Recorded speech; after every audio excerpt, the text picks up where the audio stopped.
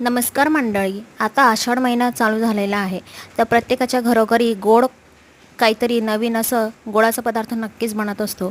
तर इथे इथे मी गोड गव्हाच्या पिठाच्या मी कापण्या केलेल्या आहेत.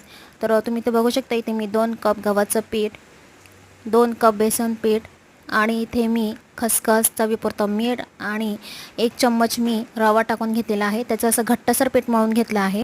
घट्टसर पीठ मळून झालं की 10 मिनटं मुरत ठेवायचं आणि नंतर मग त्याचे असे पोळी लाटून कापण्या कापून घ्यायची आहेत. आणि तुम्ही बघू शकता तेलामध्ये कापण्या तळून घ्यायच्या आहेत. आणि कापण्या तळून झाल्या की तुम्ही फक्त हलकासा गुलाबी कलरचा येईपर्यंत इथे आपल्याला कापण्या तळून घ्यायच्या आहेत, तुम्ही बघू शकता. आणि नंतर मग या कापण्या लगेच काढून घ्यायच्या, जास्त गुलाबी कलरच्या होऊ द्यायच्या नाही आहेत.